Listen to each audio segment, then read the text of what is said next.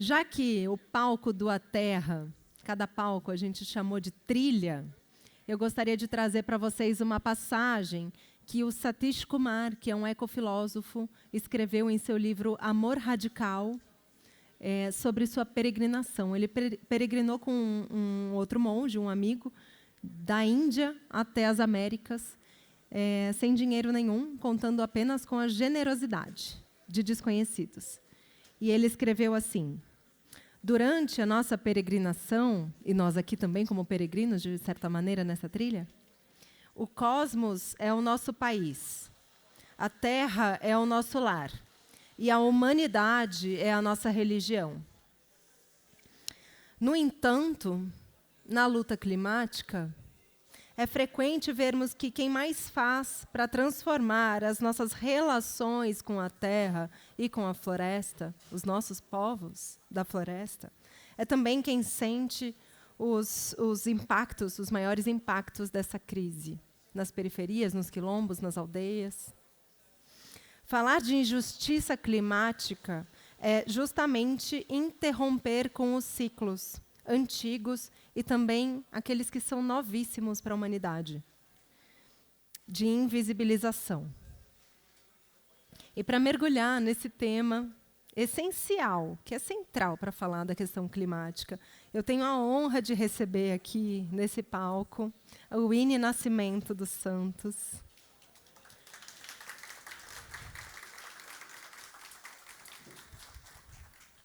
A Winnie é doutoranda. Bem-vinda.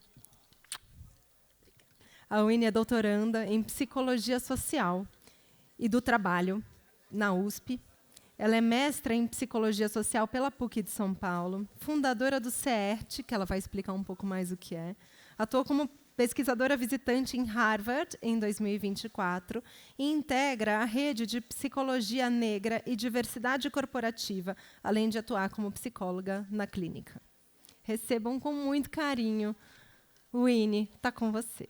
Obrigada. Obrigada. Acho que vai entrar aqui na minha apresentação. Agradeço inicialmente o convite, para estar aqui e mencionar, que a doutora Cida Bento, que estaria nessa mesa, e aí ela não pôde estar aqui hoje, então eu vim representando o CERT, e aceitando esse desafio, e espero poder contribuir aqui para a gente fazer algumas reflexões, para a gente fazer algumas trocas. E aí eu vou ficar de pé, porque eu vou, me ajuda aqui me organizar, mas então a gente vai falar um pouco de diversidade para mudar o clima. E aí, das reflexões que a gente vai fazendo no CERT, que eu vou apresentar daqui a pouquinho, a gente entende que não existe justiça climática sem justiça racial. Então, é um pouco disso que a gente vai falar nos próximos minutos aí.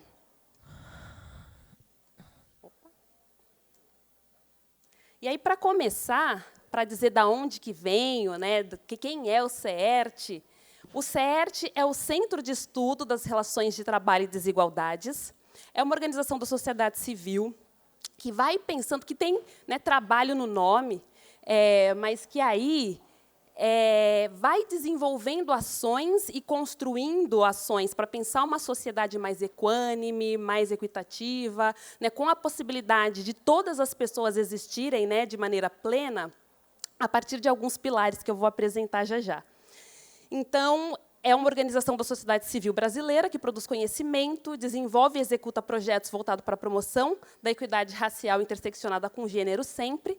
E aí a gente atua nessas 4 áreas, na educação antirracista, pensando as juventudes, equidade no trabalho e justiça racial.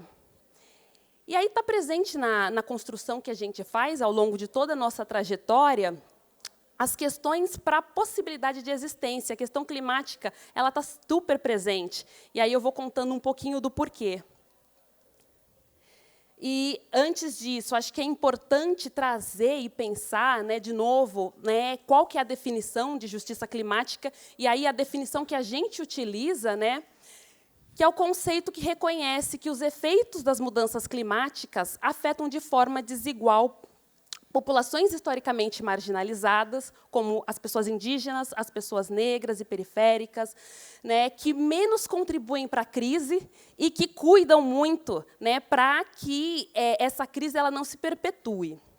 Né? Então, deriva da justiça ambiental, né, essa abordagem derivada, né, da justiça ambiental, essa abordagem articula justiça social e ambiental e defende soluções equitativas que incluam esses grupos na formulação de políticas e na construção de respostas climáticas, garantindo sua voz no processo de decisão. Então, de novo, pensando, né, quando a gente fala das pessoas que menos contribuem, né, para os desafios que estão postos aí, né, são as pessoas que mais são afetadas, e aí são as pessoas que não estão sentando, né, nas mesas de decisões para dizer qual que é o caminho que a gente tem que tomar, né, quais são as possibilidades, as ações possíveis, e aí a gente vai discutir um pouquinho sobre isso também. Então, acho que é fundamental a gente pensar qual que é a raiz dessas desigualdades, né? Porque daí a gente foi falando que existem pessoas que são afetadas de formas diferentes, e aí a gente estava num evento em julho, que eu achei muito bacana, que foi organizado pelo CERT, o evento se chamava Mude com Elas, né? Foi organizado pelo CERT, em parceria com algumas outras organizações, que a gente estava discutindo justamente o lugar de jovens negras, jovens mulheres negras, no mercado de trabalho. E aí tinha uma participante de um dos nossos projetos, né, que é o projeto Prosseguir Colmeia, que ela está justamente construindo ela faz parte de uma incubadora, né, então ela tem projetos, né, dentro da sua comunidade e que ela leva para discussão dentro da escola, inclusive da escola que ela um dia fez parte, né, um olhar para as questões climáticas e, né, alertando ali né, os alunos, os estudantes, as estudantes, do quanto que a chuva afeta de forma diferente diferentes bairros. Ela é lá do Rio de Janeiro. E aí teve uma pessoa que disse assim, mas a chuva é racista? Né, que história é essa de, né, racismo ambiental? A chuva é racista? E aí ela diz assim, a chuva não é racista, mas a chuva que cai lá na Barra da Tijuca, ela afeta de uma forma as pessoas da Barra da Tijuca. E a gente que vive aqui, e eu não lembro exatamente qual que era o bairro que ela trouxe, mas ela falou, a gente que vive aqui, a gente é afetado de uma forma diferente. E aí ela ia contando que lá no bairro que ela vive, toda vez que começa a chover, ou que tem, que soa o alarme ali de que, olha, vai chover, as pessoas do bairro já começam a se ligar e já começam a se comunicar para que daí quem mora lá mais para baixo pegue tijolos, né, e aí consiga construir uma barreira para que, quando vier a enxurrada lá de cima, eles consigam proteger de alguma forma, enfim, os seus bens. Né? Então, eu acho que é por aí que a gente vai, né, dialogar e refletir, mas de pensar que a chuva ela é o mesmo fenômeno, né, nas duas pontas da cidade, mas ela afeta de forma muito diferente.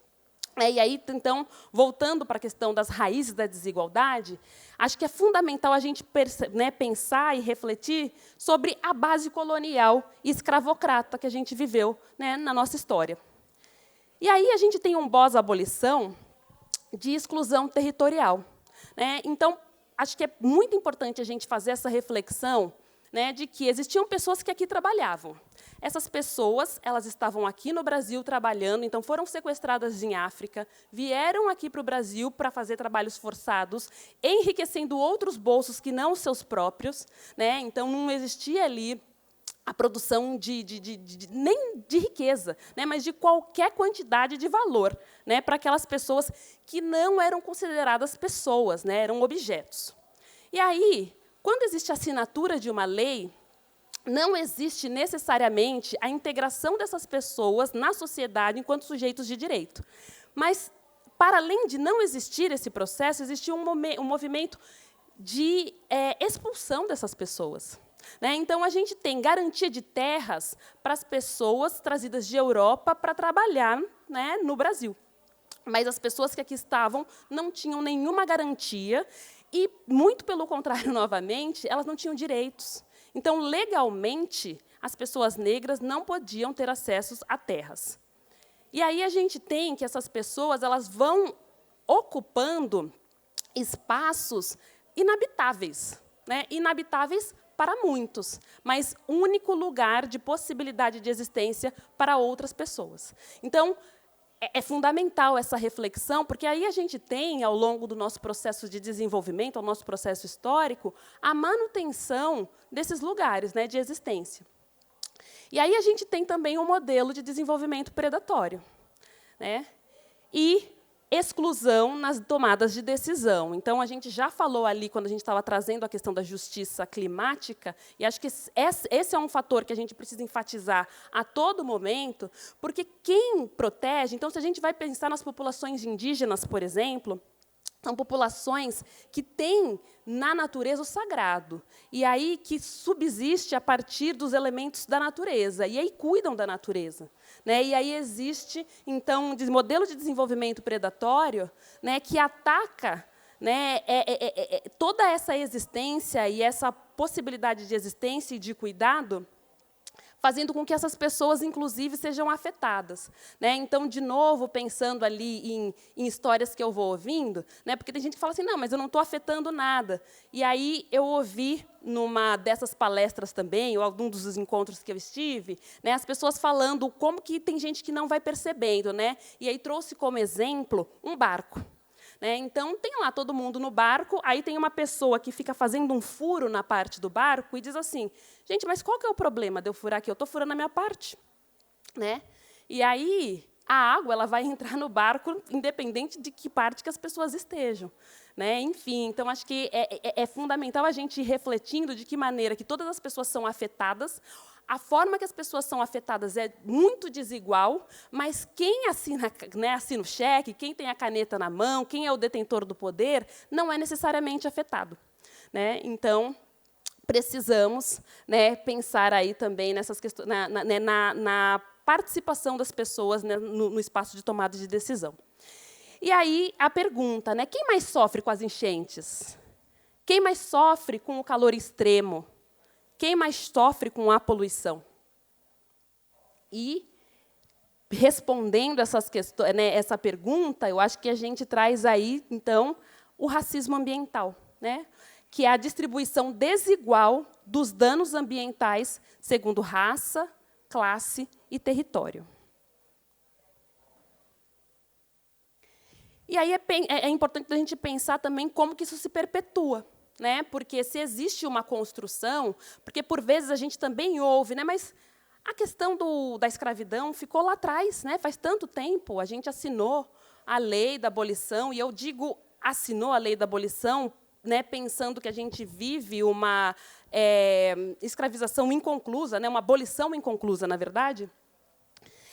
Mas não é só esse fenômeno, que já é um grande fenômeno, né? O processo de escravização não é o que determina, né, a condição de existência na sociedade contemporânea, mas tudo o que vai acontecendo ao longo do nosso desenvolvimento, ao longo da nossa construção histórica. Né?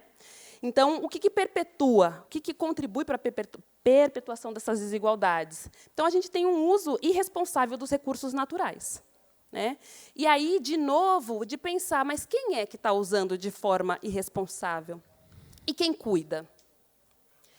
E aí a urbanização desigual e a segregação territorial. Então, acho que é importante trazer de novo. Né? Então, quando as pessoas negras elas foram libertas, não existiu nenhum processo, né, de integração social, não existiu nenhuma política de reparação, né, para que as pessoas tivessem acesso à terra, à educação, à condição financeira. E esse processo, existe uma manutenção dele. Né? Então, a gente tem um processo histórico de não acessos, né? E que vai fazendo com que determinados grupos perpetuem numa situação, né, de vulnerabilidade, justamente, eu acho que esse é o ponto fundamental, para que algumas pessoas perpetuem no lugar de privilégio e de poder. E aí a gente tem políticas públicas fragmentadas e insuficientes. Inclusive, por conta de que quem está construindo as políticas públicas não está vivendo nesse lugar de degradação, de vulnerabilidade, de marginalização. né? E aí a gente tem ações empresariais focadas em lucro, não em justiça social e climática. E a gente tem vulnerabilidade socioeconômica e concentração da pobreza em territórios de risco. Então, de novo, quando a gente vai pensando, né, o que é publicizado, e aí a gente observa, sei lá, vai assistir lá, esqueci o Canuto, acho que ele nem aparece mais, né, mas antigamente tinha muitas reportagens lá do Canuto nos jornais da Globo, da manhã lá. Quem eram aquelas pessoas que diziam, olha, o coletor de lixo não passa aqui na minha rua? E aí a gente já foi lá na prefeitura, e a gente já brigou, e a gente já escreveu carta, e a gente já fez não sei o quê, e continua sem ter uma coleta de, né? E aí, enfim, em que bairros, né? Quais são os bairros? E aí, quando a gente consegue identificar que bairros são esses, é importante a gente olhar, né? Então, quando a gente olha o mapa da desigualdade, quando a gente olha as pesquisas da Oxfam, por exemplo, que vai dizendo quais são os bairros mais perigosos, os bairros mais tranquilos para se viver, os bairros mais, enfim, que têm mais cuidado, que são mais arborizados, a gente tem cor e raça definido nesses documentos, nesses estudos. E aí, ao mesmo tempo, acho que é fundamental, quando a gente vai contando, né, e pensando que é importante a gente ter, né, determinadas pessoas nas tomadas de decisão e nas construções de caminhos, é importante a gente lembrar quem são os guardiães da natureza. Né? E aí a gente tem as populações quilombolas com a sua agricultura ancestral e de preservação. A gente tem as populações indígenas em territórios mais preservados do Brasil. E a gente tem dados concretos, né, de pesquisas, né, que vão mostrando quais são os espaços mais preservados, né, e aí a gente consegue identificar quem é que está preservando. E aí é importante de pensar como é que que essa galera está fazendo. Né, como que constrói, como que faz. Né, mas, de novo, justamente, essa galera não está sentando para dizer, né, e para definir, para construir, né, processos. E aí a gente tem as populações ribeirinhas e os povos tradicionais com modos de vida sustentáveis. Né, então, são pessoas que dão nó em pingo d'água, né, para subsistir, para resistir. Né, e as religiões de matriz africana, né, que a gente vai ter daqui a pouquinho, a juventude falando, né, Tainá trazendo um pouquinho disso. Né, terreiros como florestas em miniatura. Né? Então, são povos que cuidam e respeitam e contemplam a natureza e que, de novo, não estão sendo ouvidos e ouvidas. E aí, assim, existem diversos caminhos para o enfrentamento. E aí, na conversa de hoje que a gente vai ter aqui, na verdade, eu quero compartilhar um pouco das práticas do CERT também. Né? Então, uma coisa muito concreta para pensar caminhos possíveis. E aí vai estar no campo da educação, apesar da gente ter projetos e construções em diversas frentes. Mas eu acho que o que a gente trouxe para compartilhar é algo muito legal, que, inclusive, está aqui em primeira mão. Porque a gente está construindo um guia que ainda não foi lançado, ele vai ser lançado em dezembro, mas eu vou trazer um pouquinho desse guia para cá, para compartilhar possibilidades, ideias assim, que não são simples, mas assim são muito possíveis e existem. Né? Então, para a gente pensar, né, quais são as possibilidades, né, para a gente pensar, né, essa diversidade de clima. Né? Então, mas pensando em caminhos para enfrentamento, antes de eu trazer essas práticas, a justiça climática como princípio em políticas públicas empresariais.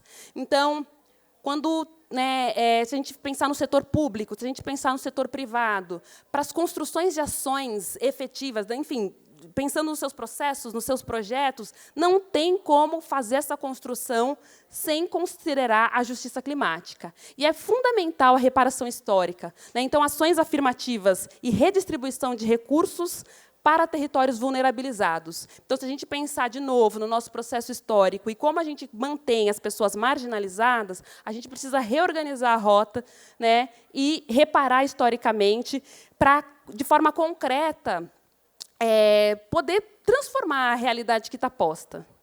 A participação social efetiva de comunidades negras, indígenas e periféricas nas decisões, que é o que eu venho falando, né, durante a apresentação todinha. A valorização de saberes tradicionais e práticas de cuidado com a natureza.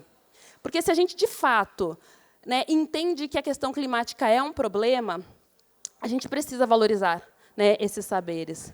Investimentos em infraestrutura, então, pensar saneamento, mobilidade, moradia, priorizando as populações de risco. A transição energética justa, que não reproduza as desigualdades de renda, né, de trabalho e renda. Então, falando dessa questão da transição energética justa, por exemplo, no nosso setor de mercado de trabalho, a gente vem discutindo muito o quanto que é fundamental a gente pensar nos empregos verdes, o quanto que é fundamental a gente, né, implicar as instituições empregadoras nessas construções, nessas reflexões. Contudo, o que a gente vem percebendo é que quem está preparado, né, porque existe uma complexidade quando a gente pensa em empregos verdes, por exemplo. E aí, qual que é a mão de obra que vai estar preparada para assumir as posições quando a gente conseguir fazer uma transição? É mão de obra muito qualificada, muito técnica, muito especializada, que provavelmente vai deixar de fora a população negra. E aí é importante a gente pensar, né, quando a gente vai fazer esse processo de construção e está pensando nessa transição justa, para ela ser justa de forma verdadeira, a gente precisa, então, construir, capacitar e dar a possibilidade de igualdade de oportunidades para todas as pessoas, né? Então, acho que esse é um exemplo também para acrescentar. E aí, a economia solidária e comunitária, como alternativas ao modelo predatório, a responsabilização das empresas, né, por impactos socioambientais e exigências de compromissos com a equidade, o fortalecimento de redes locais de cuidado, solidariedade e adaptação climática. E aí eu trago aqui, no final, a questão da educação climática crítica e acesso democrático à informação. Então, a gente vai entendendo, né, a possibilidade de trabalho. Então, como eu estava citando a menina Vitória, que eu falei, que falou, né, mas a chuva é racista, o projeto que ela desenvolve é dentro da nossa área da juventude, né? Então, dentro da área de juventude, a gente foi buscar jovens que estejam construindo ações efetivas dentro das suas comunidades que pensam a questão climática. E aí esses jovens e essas jovens estão desenvolvendo projetos, e aí a gente, então, identifica que projetos são esses a partir de edital, e aí a gente apoia financeiramente o desenvolvimento desses projetos. E, além disso, a gente mentora os projetos. Então, a gente traz pessoas especialistas, considerando quais são os projetos que estão sendo desenvolvidos, e essas pessoas fazem mentorias mensais. Enfim, então, a gente tem isso na nossa área da juventude. Dentro do mercado de trabalho, a gente dialoga com as instituições empregadoras. Mas, dentro da educação, e aí é o que eu vou compartilhar com vocês agora, a gente vai pensando o quão é fundamental e o quanto que uma escola ela tem um potencial, né, porque ela vai fazer com que as pessoas educadoras, a equipe de gestão, se implique com a temática. As crianças, né, e jovens da escola aprendem, mas também a comunidade é impactada. E aí a gente vai ver um pouquinho disso. E aí, né, só para contextualizar a questão da educação desde a infância, né? Então, as escolas são espaços estratégicos de adaptação climática. Então, a gente pode pensar a questão da adaptação a partir dessa construção dentro da escola, que é uma rede. É importante da gente pensar que as crianças negras são a maioria em escolas localizadas em áreas de riscos climáticos. E fazer essa associação da educação antirracista com a educação baseada na natureza. E aí, eu vou trazer alguns exemplos inspiradores, e aí eu trago essa frase, e depois que eu coloquei e eu mandei a apresentação, eu falei, não, tem um erro aqui que eu poderia ter ajustado, mas já tinha mandado a apresentação. Então, eu digo que já temos caminhos concretos para inspirar o futuro. E depois eu fiquei pensando, não, inspirar o futuro não, a gente está inspirando o agora, né? Porque o futuro a gente nem sabe muito bem se vai existir, mas são caminhos concretos para inspirar o hoje. Então, o CERT, juntamente com o Instituto Alana, está organizando esse guia. Até o presente momento, é o Guia de Reflorestamento de Pátios Escolares. Pode ser que, quando ele seja lançado, o nome seja outro, mas, por enquanto, esse é o nome. E aí, ele tem como objetivo valorizar os saberes indígenas e negros ligados ao plantio e ao cuidado com a natureza, inspirando escolas a transformar seus espaços e práticas pedagógicas. Então, a publicação ela busca ampliar o repertório de educadoras e educadores, mostrando experiências reais que conectam infância, conhecimento e coletividade em diálogo com a natureza. E aí foram mapeados projetos do Brasil inteiro. E aí a gente tem especialistas, né, pessoas pesquisadoras, tanto do CERT quanto do Instituto Alana, que receberam algumas propostas e que visitaram, né, essas iniciativas para entender como elas funcionavam, o que estava acontecendo. E aí foi uma coisa muito bacana e foram selecionadas, então, 6 práticas para integrar esse guia. E eu vou compartilhar hoje com vocês 6 práticas. Não, 3, né, metade. E aí, Escola Calunga, em Goiás, né? A ideia é horta conectada à cultura local. E aí é importante só situar um pouquinho de quem que é a comunidade, né, a história do povo Calunga, que se entrelaça com a colonização e a escravidão e a invasão do território brasileiro no século XVIII. Ao longo dos 300 anos, as pessoas negras que fugiam da escravidão nas minas de ouro formaram, né, comunidades quilombolas e se mantiveram isoladas, né? Por muito tempo, elas ficaram ali isoladas, e aí, muito tempo depois, né, em 1980, os calungas tiveram o seu primeiro contato com o Estado brasileiro, e aí eles foram reconhecidos, de fato, em 1991, consolidando-os como detentores do maior território quilombola do país. Né? Mais recentemente, em 2021, o território calunga ele recebeu o título de território área conservada por comunidades indígenas e locais, pela ONU, que é um importante reconhecimento internacional, né? E aí foi considerado patrimônio cultural brasileiro. Então, o território quilombola hoje abrange cerca de 261 mil hectares na região da Chapada dos Veadeiros, em Goiás, e 3 municípios. E o título que foi dado para a prática deles é importa menos o que plantar e mais como plantar.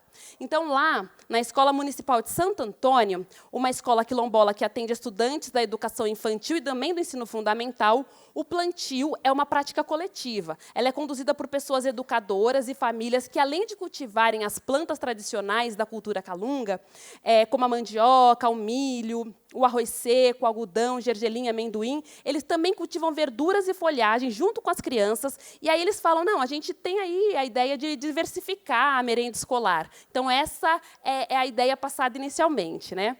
E aí os alunos eles se envolvem em todas as etapas do cuidado da terra, né, dos cuidados com a terra, desde a escolha do local, o preparo do solo, a delimitação dos canteiros, né, com as pedras dos rios, o plantio, até a colheita e a partilha dos alimentos. Né? E aí um ciclo que promove o verdadeiro objetivo dessa prática, que é a promoção da autoestima dos estudantes. Eles aprendem sobre a história deles, né?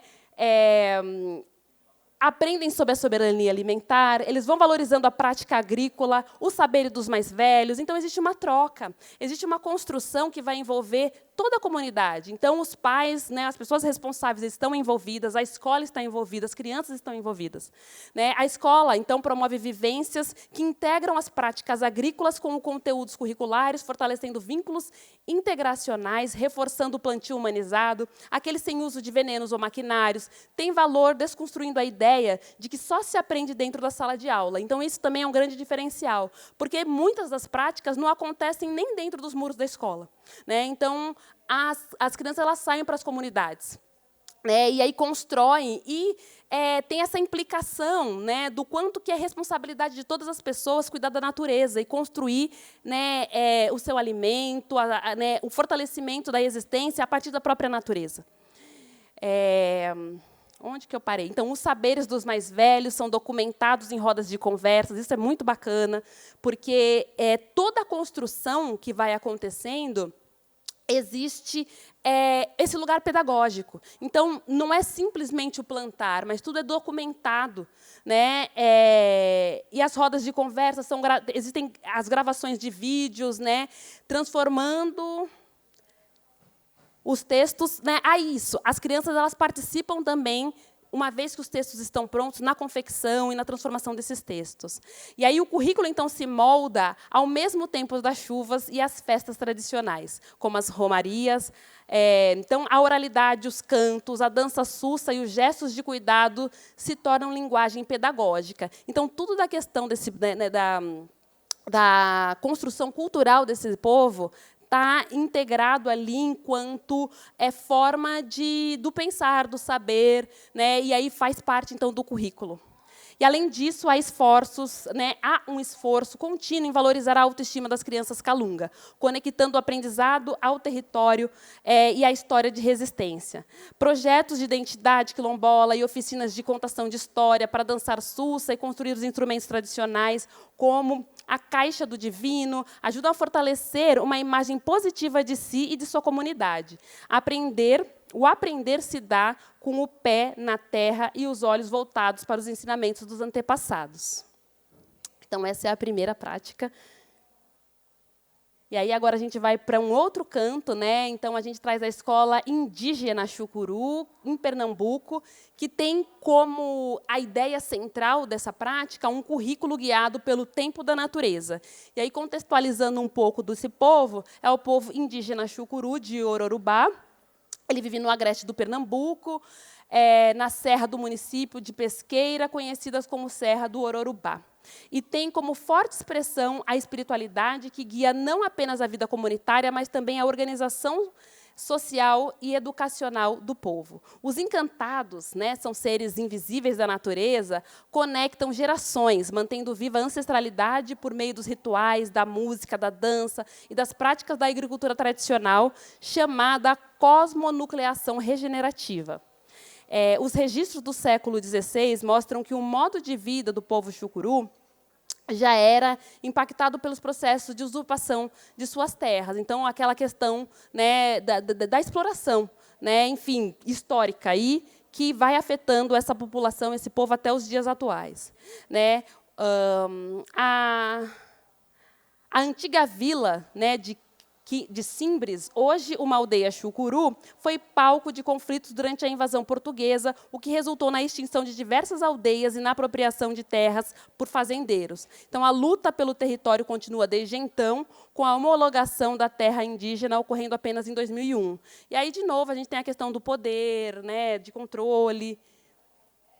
E aí, o título da prática é a educação que temos e a educação que queremos. Chucuru, do Ororubá, o regresso do povo árvore passarinho.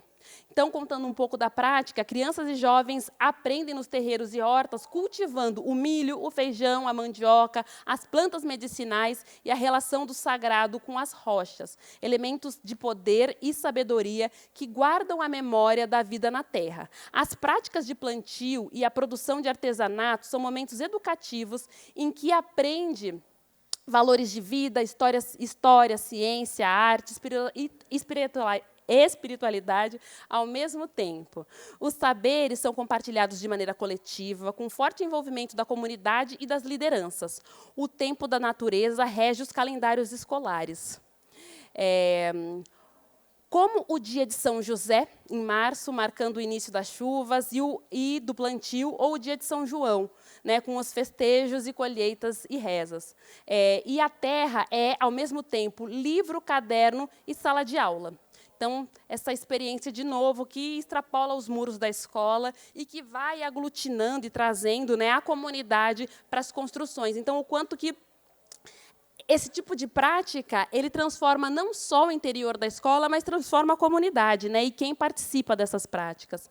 Né? Além disso, há um investimento contínuo na formação dos professores indígenas, das professoras também, que atuam como mestres dos saberes tradicionais e educadoras formais ao mesmo tempo. As práticas pedagógicas incluem visitas aos locais sagrados, partilhas de histórias com os mais velhos e a integração dos ciclos festivos tradicionais no plano, né, no planejamento escolar. Assim, a escola ela se torna extensão do território, lugar de fortalecimento da identidade desse povo, enquanto também o aprender vai além dos limites da própria escola, como eu já acabei de trazer. Então, a pedagogia do encantamento é uma expressão viva no cotidiano escolar, onde elementos como, né, as barretinas, né, que são os chapéus feitos de palhas de coqueiro, o membi, que é um instrumento de sopro tradicional feito com madeira, né, de taboca, o toré, né, são danças e cantos sagrados, a maracá. Então, são diversos elementos da cultura desse povo que que são integradas nas atividades pedagógicas, né? E aí sendo passadas, né? Enfim, as crianças aprendem com isso, entendem um pouco da cultura, né? Enfim, e todas as crianças ali da escola. Ah, não, tem uma coisa que é muito importante também, que é a questão do brincar. Nos materiais didáticos e nos murais das salas, né? Então, as crianças aprendem desde cedo a respeitar os sinais da natureza, ouvir do vento aos passarinhos e a conversar com as águas e as pedras, todos presentes nos diversos cantos da Toré. E o brincar também faz parte do rito. Então, o brincar ele tem um lugar que ele atravessa, então, ele tem algo muito sagrado, né, para esse povo chucuru, e aí ele é integrado, então, nas práticas escolares também, tendo esse lugar muito respeitado. Então, é uma coisa muito interessante, assim, é fascinante. E aí, a última prática, né, na EMEI Nelson Mandela, essa aqui em São Paulo, né, e aí a ideia da naturalização do pátio. Então, a EMEI Nelson Mandela é uma escola de educação infantil de tempo integral, ela é cercada por um amplo quintal e marcada por um ambiente escolar que expressa de múltiplas formas seu projeto político-pedagógico comprometido com um currículo antirracista. As paredes coloridas contam a história da escola, enquanto os espaços internos e externos dialogam com uma proposta educativa que valoriza a diversidade étnico-racial e a conexão com o território historicamente marcado pela presença de comunidades negras, né, nos bairros do Limão, da Casa Verde, na freguesia do Ó. Então, o entorno da região da escola, ele é muito rico, né? Enfim, cheio, né, da comunidade negra. E aí, compartilhando também uma questão pessoal, que eu adoro isso, Nelson Mandela, o nome da escola, e aí é uma pessoa que eu admiro muito, é o nome do esposo, né, da pessoa que fez com que eu tivesse o meu nome. Então, o Winnie era o nome da esposa do Nelson Mandela, né? E aí o meu nome né, meus pais escolhem meu nome em homenagem à esposa de Nelson Mandela, Winnie Mandela, e aí eu acho sensacional. Queria compartilhar com vocês. E aí o título então dessa prática é A África que eu sou fica no bairro do Limão. Então, na chegada, as crianças são acolhidas pela família Abayomi, né? A família Abayomi é composta por bonecos de pano em tamanho real. Então, tem o Azizi, que é um príncipe africano, a sua esposa Sofia e seus filhos Daió e Henrique.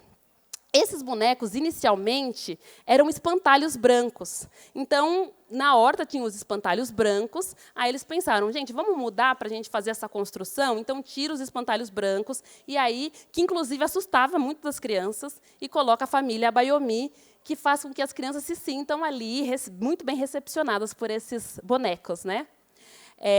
Então, esses bonecos, eles foram, né, os espantalhos, eles foram ressignificados sob a perspectiva da educação das relações étnico-raciais, e aí eles tornaram-se figuras de afeto que acolhem e inspiram as crianças, ajudando na adaptação escolar e nos projetos pedagógicos. A construção dos projetos curriculares parte de um tema orientador anual e da escolha de figuras de inspiração, né? Então, são patronos e patronas das turmas. Então, todas as turmas têm um patrono, uma patrona, e fica a foto da pessoa. Essa prática eu visitei. Então, tem a foto, né, de quem foi escolhido. Esse ano tem o Nego Bispo, né, como inspiração, né, uma das figuras inspiradoras, né, na escola. Então, em 2025, o tema é No Toque da Terra, eu encontro o meu lugar no mundo. E aí, entre as figuras de inspiração, está lá o Nego Bispo. Então, a dinâmica de planejamento ela acontece em forma de teia, né, conectando os interesses das crianças e as trajetórias de vida e de luta das pessoas homenageadas pela transformação da sociedade. Então, a natureza está presente em todas as práticas, mas talvez seja no quintal que a relação entre saberes ancestrais, infância e a natureza se expresse de forma mais duradoura e profunda. Então, ele é o cenário do Bopi, né, que é uma prática inspirada na sociedade dos pigmeus, que habitam as florestas do Ituri, né, na República Democrática do Congo. Né. Aí, nessa sociedade, as crianças têm o lugar reservado só para elas, afastado do acompanhamento familiar, no lugar no qual se encontram para brincar. E é nesse espaço-tempo que a EMEI Nelson Mandela busca estruturar intencionalmente e favorecer, né, o brincar livre. E aí também aqui a ideia de valorização, né, e de consideração desse brincar, né? E nele há árvores para subir, pés de livros, abelhas sem ferrão e plantas frutíferas coletivas, plantas frutíferas que espalham sementes. Né? Também compõe o espaço jardim agroecológico com matos de comer, horta coletiva, cozinha da natureza, tem um mini parque naturalizado, onde as crianças observam e pesquisam pássaros que circulam pelos espaços, tanque de areia, quadras e morros para escalar. Né? E aí tem o plantio. O plantio ele é vivencial, coletivo, e reforça o valor do cuidado, da ancestralidade e da partilha. O cultivo ele é coletivo, reforçando a presença da decolonialidade, que desfaz a ideia do meu canteiro para construir a nossa horta. Né? E aí é algo do território, né? É algo para todas as pessoas. E aí, assim, de mensagem final, aí, que está dando tempo para a gente dialogar, para a gente trocar, caminhos para a ação. Né? Eu penso que reconhecer, né, é a raiz, né, a gente precisa reconhecer e compreender qual que é a raiz do racismo ambiental. E aí a gente precisa valorizar, né, valorizar os saberes indígenas, quilombolas, os saberes de matrizes africanas. E aí a gente precisa agir. Então, as escolas precisam agir. As empresas precisam agir, os governos e a comunidade. E toda essa galera agindo junto, né? Agindo de forma conjunta. E acho que é importante trocar, né? Trocar as ideias, trocar os saberes, trocar as possibilidades. E aí, eu faço aqui algumas perguntas para a gente refletir, né, de forma coletiva. Né? Então, quais são as preocupações e critérios que consideram, né, que vocês aí consideram relevante durante as suas escolhas referentes ao meio ambiente? Quais ações adotadas contribuem para um manejo seguro que impacte o menos possível? Quais são os fatores, né, quais fatores são considerados relevantes diante a tomada de decisão, né, no seu negócio, nas suas construções, nas ações, né, realizadas, né, dentro da instituição para a qual você, né, desenvolve trabalho? E aí, aqui é uma reflexão. Repensar raça, desigualdades, é preciso para a construção de uma sociedade mais equitativa e inclusiva. E vamos juntos nessa? Né? Vamos pensar como que a gente pode fazer essa construção de forma coletiva? E aí eu trago aqui um pensamento do Nego Bispo, que eu acho sensacional, que ele diz: na roça, tudo se aprende, mesmo que nada se ensine. Obrigada. E aqui está meu contato. Obrigada. Parabéns. Obrigada. Você liga aqui. Já está? Oi, oi, oi. Winnie, obrigada pela aula, pela generosidade de compartilhamento. Enquanto você falava, 1000 coisas fervilharam dentro de mim, porque a pauta de injustiças climáticas, ela junta, né, a pauta da diversidade e a pauta climática, que são duas pautas interseccionais. Ou seja, falar desse assunto é falar de tudo, falar do mundo todo, da economia toda, de tudo que a gente é. E isso provoca, assim, em mim, provoca um tipo de ansiedade do... Será que a gente vai dar conta, meu Deus? Né? Será que a gente tem humanidade suficiente dentro da gente para dar conta de tantos assuntos, de tantas necessidades, de tantas urgências? E aí o que me acalma é saber que tem você, que tem o CERT. E o Bayo Akomolafe, que é um filósofo nigeriano que me inspira, assim, inspira o meu trabalho, para onde eu recorro quando me bate essa agonia climática. Ele diz: são tempos urgentes, vamos desacelerar. Quebrando um pouco esse padrão da gente achar que tem que... Tá tudo bem, gente? que tem que fazer mais rápido para dar conta. E quando você me traz na sua fala, acho que de tudo que você falou, 90% é a gente voltar para o conhecimento ancestral. O próprio tempo da terra, né? A educação baseada nos tempos da natureza, a renaturalização dos ambientes escolares que têm arquiteturas mais parecidas com prisões do que escolas, né? Tudo isso me leva a crer que a gente pode dar um passo atrás, respirar mais fundo e voltar para um conhecimento que está dentro de praticamente todos nós, acho que de todos nós. E aqui no Brasil a gente tem essa base, essa matriz africana e indígena originária, que é uma bênção de escola, né, para a gente. É onde eu vejo que a gente pode aprender psicologicamente, né, como lidar com tudo isso. Então, o que eu queria te perguntar, para a gente começar esse debate, aí a gente abre para vocês também participarem. A Vandana Shiva, que é também uma filósofa indiana, ela diz que muito do conhecimento dessa economia do cuidado, da economia desse conhecimento de regeneração, está nas mulheres, especialmente nas mulheres negras e nas mulheres de comunidades tradicionais como um todo, porque socialmente fomos submetidas a um lugar de cuidado. Ao mesmo tempo, isso assim, enquanto mulher, mãe, e que dentro de casa fico ali tentando equilibrar, na verdade, desequilibrar as forças como estão, para que eu possa ocupar outros lugares e estar aqui com você agora, acho injusto também que a gente... então agora é o nosso conhecimento que tem que dar conta. Eu queria saber de você, como uma mulher negra, ouvir mais de onde você veio e que lugares você acha que a gente pode estrategicamente ocupar para que as vozes ancestrais possam ser guias dessa transformação que a gente precisa fazer. Obrigada pela pergunta. E é isso, né? É muita coisa já colocada nos nossos ombros, né? Uhum. Eu fico pensando muito, e a gente vem trabalhando muito nessa perspectiva do coletivo, da circularidade, da construção conjunta, né? Naquele lugar de que é importante que as pessoas tragam seus saberes e que seja possível que todas as pessoas sejam ouvidas, né? E aí, historicamente, né, as mulheres elas têm um papel bastante direcionador quando a gente vai pensar os processos de lutas, de um modo geral.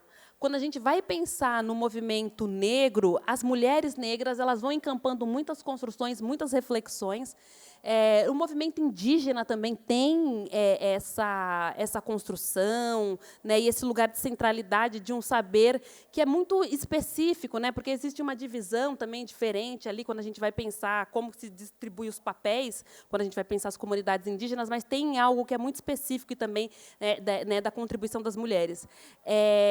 Mas a gente vai pensando no como é fundamental, né, envolver todos os atores e atrizes, né? A juventude, a gente vai percebendo também que tem um lugar fundamental, e aí a gente vem fazendo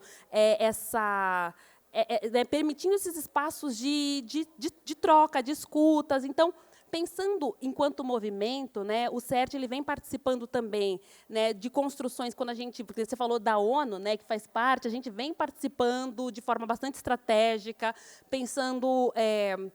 de participar dos eventos, né, dos diversos mecanismos, mas, antes disso, de pensar assim, quais são os documentos que estão sendo produzidos, né? E aí, quem sempre está lá produzindo? Quem sempre está lá? Então, da gente fazer a leitura e aí se reunir enquanto os diversos movimentos, então, tem, né, as diversas coalizões, né, as construções coletivas dos movimentos de mulheres, dos movimentos negros, dos movimentos pró-meio ambiente. Então, da gente sentar, se reunir, olhar os documentos, dar palpite, de falar assim, não, a gente está olhando aqui, e isso acontece assim demais, quando a gente tem participado da CSW, que é a conferência que foca em pensar a situação das mulheres no mundo, no Fórum Permanente sobre Afrodescendentes, a gente esteve na Conferência de Bonn, agora em julho, que antecedeu, né, a COP.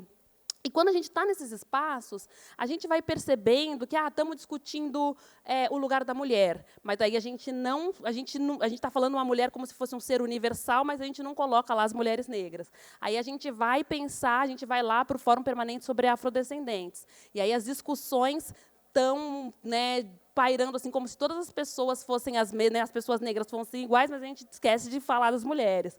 E aí a gente vai para a conferência de clima e aí não existe nem raça nem gênero. Então, a gente vai entendendo que é fundamental estar nesses espaços também, e aí que a gente tem que ler esses documentos e falar, olha, aqui não tem, a gente tem mandado mesmo, a gente escreve o que a gente entende como necessidade e manda para o Itamaraty, para daí colocar nas discussões. Então, são muitas frentes, e aí é um trabalho super exaustivo, né? Mas a gente vai sempre nessa linha de a gente não é só uma organização, então é importante a gente fazer de forma conjunta, porque, no final das contas, todo mundo é afetado. Né? De novo, usando aquela ideia do barco que está com o furo, vai afundar todo mundo. Né? Então, a gente precisa, né, se aproximar dos diferentes setores, das diferentes frentes. Então, o setor público, o setor privado, as organizações da sociedade civil, os movimentos de mulheres, o movimento, né, trazer a juventude. A juventude está com muita coisa muito interessante, né, que a gente precisa ouvir.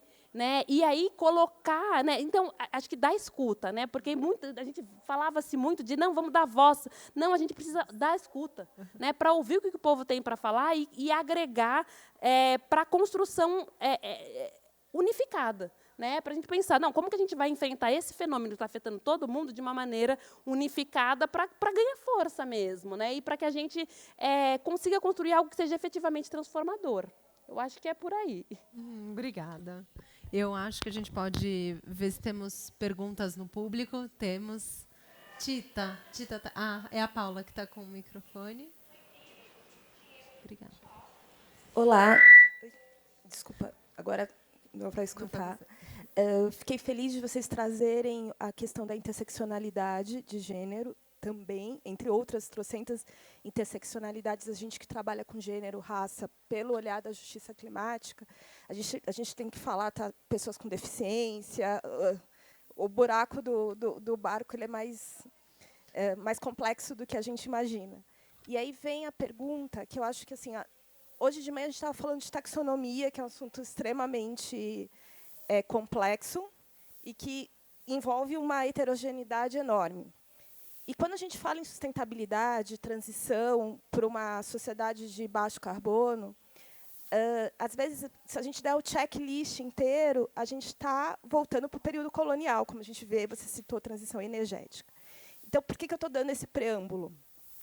A minha pergunta é a importância da gente pensar em dados, e, na realidade, muitas vezes esses dados eles existem, mas eles são fragmentados, como a Winnie trouxe, de dados de gênero, dados de raça, etc. Então, eu queria te puxar para a gente trazer esse debate da importância desses dados cruzados e a importância da gente falar da interseccionalidade, porque ela vai trazendo camadas até.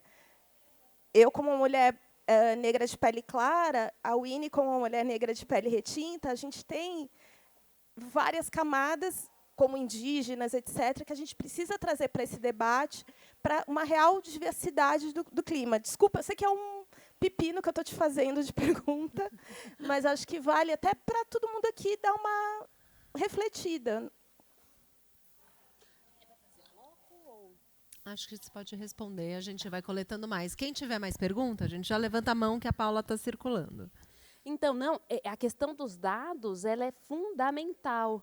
Né? Inclusive, eu não sou a especialista disso. Né? A gente tem o Mário Rogério, que é um dos diretores do CERT, mas a gente vem trabalhando no CERT também, produzindo dados. E aí é fundamental, porque, pegando de novo o exemplo da Vitória, que é a jovem do Prosseguir Colmeia, quando ela diz que a chuva, né, ela era questionada. Eu achei sensacional, porque os jovens falavam, mas a chuva é racista? Eu não estou entendendo. Assim, mas o que é isso? Ela falava, não, né, mas as pessoas são afetadas de formas diferentes. Então, os dados os dados que vão dizer a quantidade de pessoas que perdeu casa, ou que ficou desabrigada, ou que, né, quem é vítima do desabamento, né, ou das enchentes. E aí é recorrente que, porque daí tem que cruzar, né? Então, quem são as pessoas? Quais são os bairros? Os bairros são tais. Mas quem são as pessoas desses bairros? Né?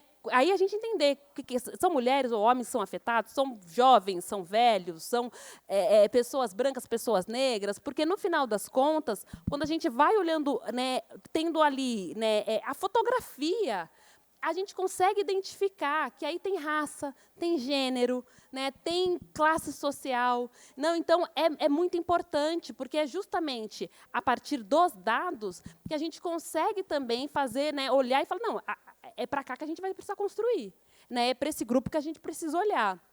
E que a gente vai dizer, de fato, que não, existe. Né, porque conseguir definir que existe o racismo ambiental é a partir dos dados, porque a gente vai olhar, né, de forma muito concreta que quem está sendo mais afetado, e a partir dos números, porque não adianta só, porque é explícito, né, de pegar a questão de dados, assim, que foi fundamental, e eu acho que esse guia fala um pouquinho disso, ou não, eu tenho quase certeza, porque eu fui lendo muitas coisas, mas né, da situação de Mariana.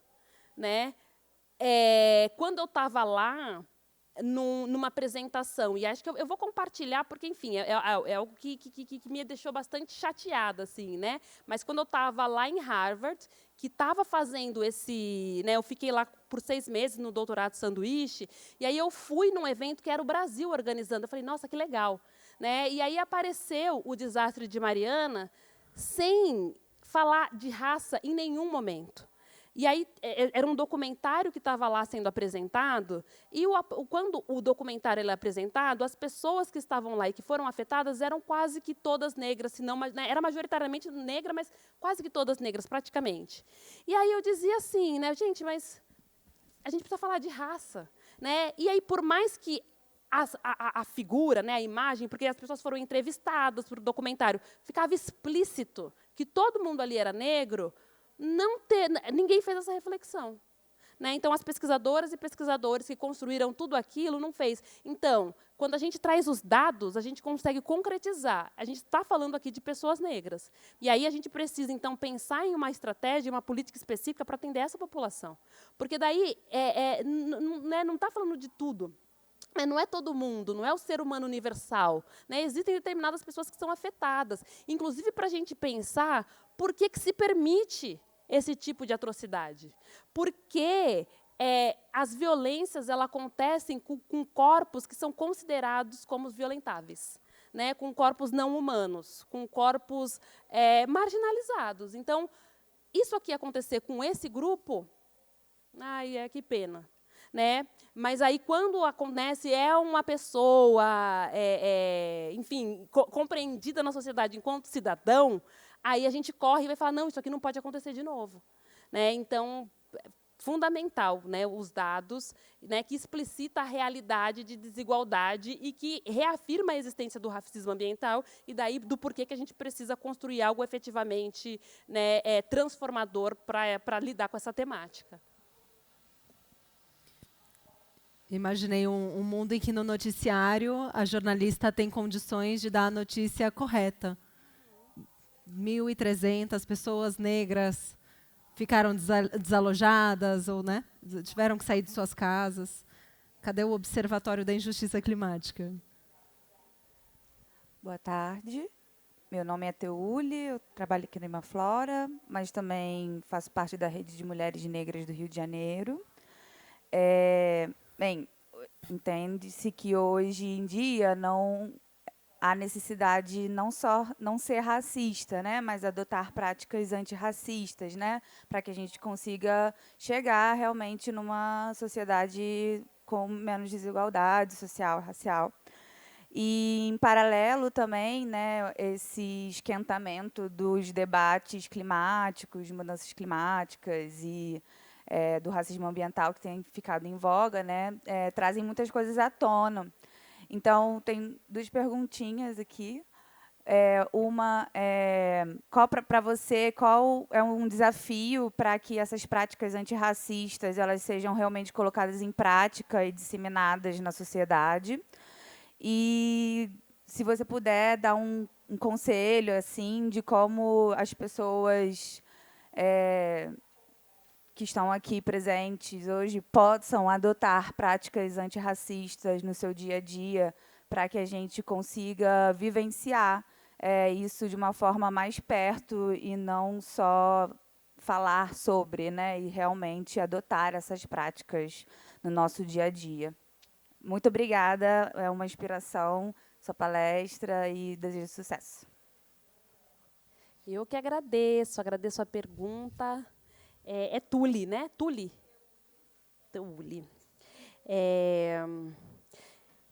Olha, eu acho que são vários desafios, mas eu penso ainda que tem uma questão central, que né, durante muito tempo, as pessoas negras elas foram consideradas como subgentes, subcidadãos. Eu tenho para mim que a gente ainda vive algo nesse sentido. E aí, eu estou gostando desse público aqui, que eu acho que alguém vai lembrar, que eu gosto muito de falar desse exemplo, mas dependendo do público que eu vou falar, as pessoas falam, nossa, eu não faço ideia do que você está falando, que são as pessoas um pouco mais jovens, né? Não sei se vocês se lembram, e aí eu já não lembro mais em que ano que isso aconteceu, eu acho que foi lá para 2010, talvez. Lá no Sul, eu acho que em Curitiba, existia uma pessoa em situação de rua. E essa pessoa em situação de rua ficou conhecida como mendigato. Uhum. Quem se lembra disso? Sim. Estou vendo uns, né? Um homem branco, pessoal, né?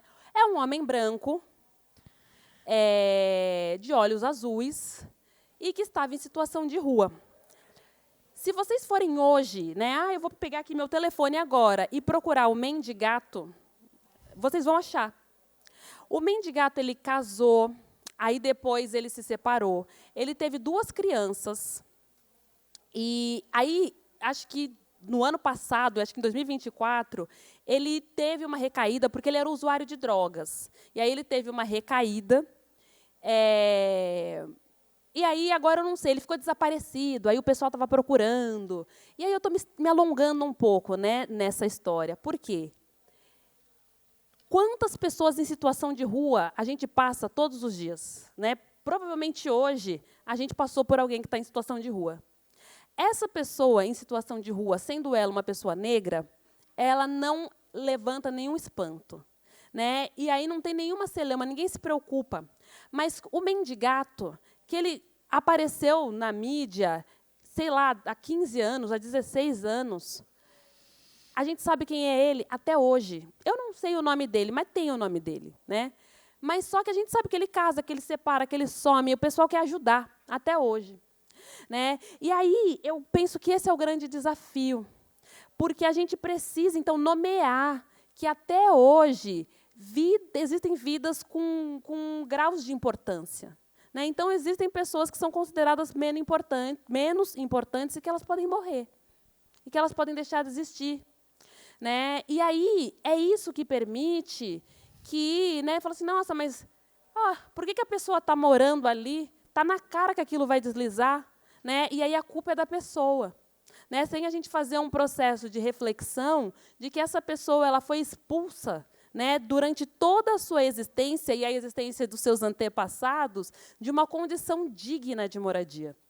Né? E que ela não está ali porque ela quer, mas ela está ali por conta de que essa é a única possibilidade. Inclusive, né, de pensar, porque aí esse é o outro lado da moeda. Né? E aí a Cida ela traz muito isso que eu acho assim, muito necessário.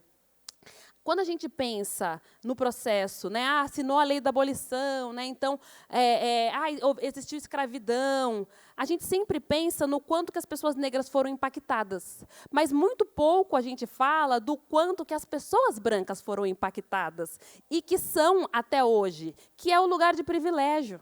Então, não falando assim que nossa, a pessoa branca não se esforçou absolutamente nada. Se esforçam, mas eu não recebi terras, eu não tinha direito, eu meu antepassado lá atrás. E aí era reservado para as pessoas brancas um direito ali à terra. E aí existe, então, herança. Né? Então, enfim. Então, a construção de existência é diferente. E aí as pessoas brancas se beneficiaram demais com a condição de não ter sido escravizado. Né? E aí de ter possibilidade de ter herança, de ter possibilidade de ser inserido na sociedade enquanto sujeito, né? Porque as pessoas negras até hoje precisam insistir e se fazer reconhecer enquanto um sujeito de direito. Então, acho que esse é o grande desafio. E outro desafio é a gente não falar sobre isso. Então, a gente precisa falar. Né? E aí a gente precisa, então, reconhecer os papéis, a gente precisa se responsabilizar. Então, pessoas brancas e pessoas negras, de qual que é o meu papel, qual que é a minha participação na história, o que eu estou fazendo, o que eu poderia estar fazendo, o que eu deixo de fazer. E aí, pensando no conselho, acho que começar a dialogar. Né? Então, pensando nessa linha que eu estou dizendo, que a gente não fala sobre as coisas, a gente precisa falar e assumir. Né? E aí, reconhecer as potências, né? Eu acho que reconhecer as potências é muito importante. Uma outra coisa que a Cida sempre fala, é que eu falo, gente, isso é muito verdade, né? Ela diz assim, olha, tem duas mulheres, as duas têm lá com a sua camiseta branca e a sua calça jeans, e elas estão lá no morro, e elas descem juntas o morro para procurar emprego. As duas sabem quem é que vai conseguir se elas estiverem disputando a mesma vaga. As duas sabem. Né? Então, a gente sabe. Né? E aí a gente precisa falar sobre isso e a gente precisa refletir sobre as condições de privilégio. Então, acho que um caminho a gente precisa falar, né? E aí a gente precisa reconhecer as potências, a gente precisa entender também em que momento que é importante eu me colocar em certas discussões, né? Então, aquela história do lugar de fala, que muitas vezes, né, foi entendido como, ai, mas não sou eu, então eu não tenho que falar, porque não é a minha realidade. Não, todo mundo tem o seu lugar de fala. E o lugar de fala das pessoas brancas é justamente a partir desse lugar, né? De que, olha, inclusive, pensando assim, eu sou uma pessoa branca e, às vezes, eu vou ser ouvida e a pessoa negra não. Então, eu preciso falar, né? E aí acho que é de reconhecer. Então, acho que é falar sobre, é reconhecer os privilégios, é reconhecer os desafios, é considerar os diversos saberes. E aí, pensando na escola, por exemplo, né, nas relações, né, eu gosto de ouvir muitas pessoas e trazer os exemplos das palestras que eu vou ouvindo. Então, ali a Weiner Schuckmann, que também é uma especialista que pesquisa branquitude, mas é uma mulher branca, ela disse assim uma vez, né, que ela foi na escola. Ela foi conhecer escolas porque ela queria matricular os filhos. E os filhos dela são duas crianças negras. Né? E aí ela dizia que a diretora ia passando na escola e apresentando todas as pessoas. Nem todas. E aí nem todas eram. As pessoas de uniformes geralmente não eram apresentadas. Uhum. E as pessoas de uniformes geralmente eram pessoas negras. Era o segurança, era a pessoa da cozinha. E aí ela fala assim, mas eu gostaria de saber o nome dessas pessoas também. Né? E aí eu estou trazendo aqui esse exemplo para pensar o que a gente pode fazer, que nada tem a ver com o trabalho, né? Ou, enfim, mas é de lição de vida mesmo, né? De pensar... Gente, a gente precisa nomear todas as pessoas e dar importância para todas as pessoas. Aí a minha criança brinca com bonecos, por que eu não vou valorizar a beleza da boneca negra? Né? Mas aí, quando eu estou lá no meu trabalho, e que a pessoa vem e traz uma ideia, eu preciso também fazer uma reflexão, será que eu não estou considerando a ideia dela? Por quê? Né? Então, dentro do mundo do trabalho também tem essa questão de desvalorizar o saber e o pensar de determinadas pessoas a partir do que eu acredito que ela tem de conhecimento. Né?